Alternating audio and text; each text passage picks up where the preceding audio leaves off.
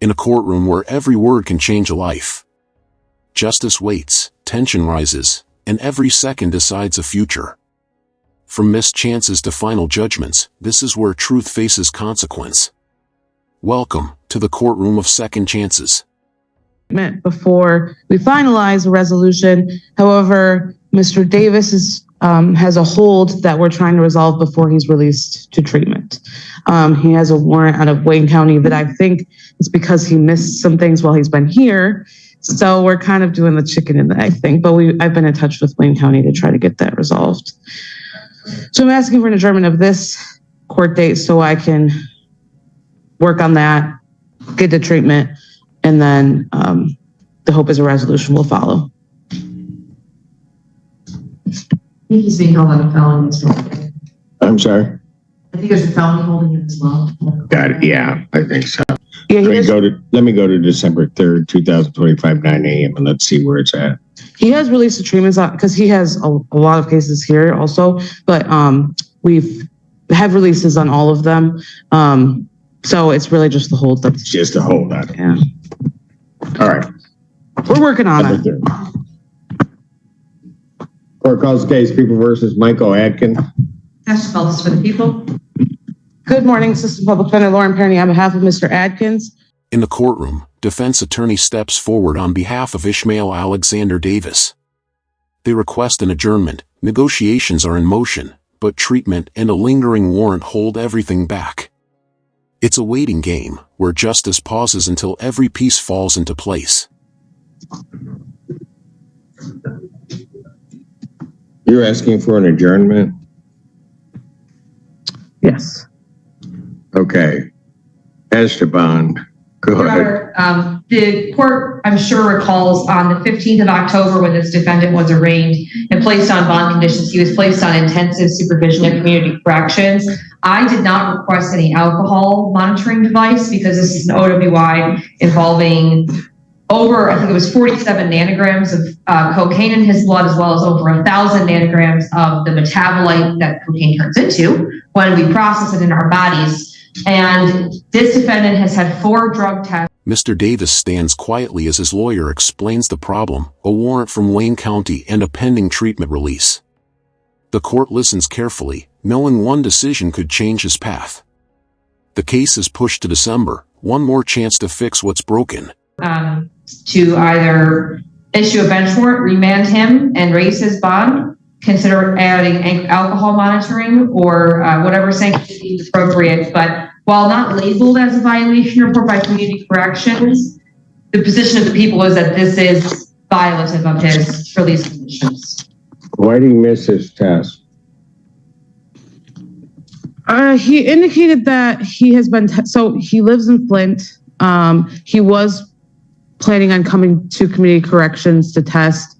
However, as reflected in the reports, that second test that he was coming here for, his car broke down. He has no car and no transportation here from Flint. He was testing at another. A new name echoes through the courtroom, Michael Adkins. The defense requests more time, a delay for plea talks. But the prosecutor is ready with evidence, numbers, and failed tests, proof that patience has limits. Your Honor advised him that you wanted to see the first couple of tests here. So that is why he was on his way here for that second test, and that's when his car broke down. Do I have proof that his car broke down? I don't have any proof that his car broke down, no. He did say he did try to go, I could get it to the court. He tried to take it to a mechanic. It's going to cost a couple $1,000s to fix, which he doesn't have right now. I will say he has been in touch with Agent Kerr. She advised him to bring it up with Your Honor, and let you know the circumstance. The prosecutor lays it all out, missed tests, failed tests, and cocaine readings in the blood. For the state, it's not just noncompliance, it's defiance. But the defense fights back, claiming broken cars and miscommunication. The truth sits somewhere in between. And the test before that was missed. I mean,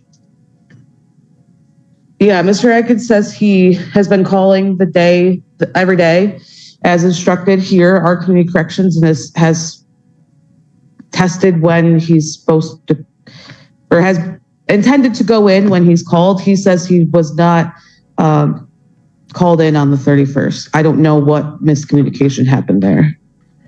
But if he wasn't called in on the 31st, why does car break down?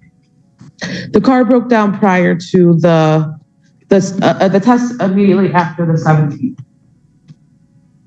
And then he didn't make. The judge listens, weighing excuses against evidence. One missed test could mean jail, one honest mistake could mean freedom. The verdict for now: test again by Friday, or face a bench warrant. Accountability is the only way forward. Again, I don't know what miscommunication happened there, where the community corrections wanted him to test, but he says his number wasn't called. I don't know. He indicated he's our line. Your Honor, I would ask that we adjourn the pretrial. He's happy to report for any device alcohol monitoring, and see how he does on bond moving forward. The next defendant, Brian Gerard, stands ready. His cases are dismissed. A global resolution finally brings peace to his side. A rare moment of relief in a courtroom built on tension and consequence. The 7th. If he doesn't test, then a bench warrant will issue for his arrest with no bond. I will adjourn this matter to the 19th of November, 2025, 9 a.m. That is in person.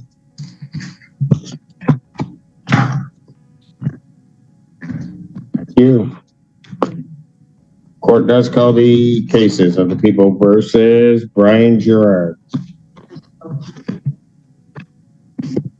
Good morning, Assistant Public Defender Lauren Perry on behalf of Mr. Gerard. Mr. Gerard, state your name for the record, please. Brian Gerard. Your Honor, these cases are going to be dismissed as pursuant to a global resolution that was worked up in circuit court. But not everyone shows up. When the court calls Shirney Bell, there's only silence. A warrant issues immediately, $5,000 bond, 10% privilege. In the justice system, absence carries its own punishment. Thank you. Court does call the case of the people versus, is it Shirney Bell? Your Honor, this is going, so just have to show cause for the end to appear here. Are they here? I do not have that.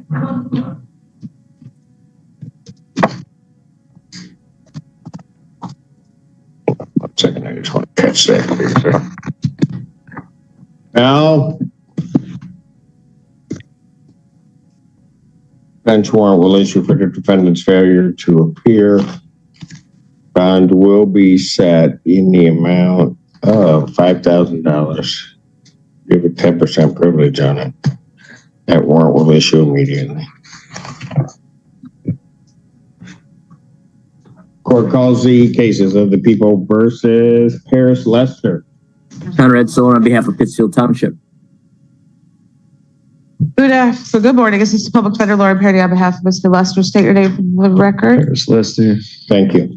So, Your Honor, we were so close to having a resolution. I spoke with the people in both jurisdictions today, but during our conversation, some additional considerations have arose. So we're asking for another adjournment. So Mr. Lester and I can speak further, and I appreciate the people trying to work it out. The 19th or the 3rd? Let's do the 3rd. He's being held on a VOP sentence. Got it. That's okay with you. During these matters to December 3rd, 2025, 9 a.m. Paris Lester steps up, another story of delay and hope. Negotiations almost complete, but new issues rise again. The judge resets the date to December, one more adjournment, one more chance. And as the courtroom empties, justice remains unfinished.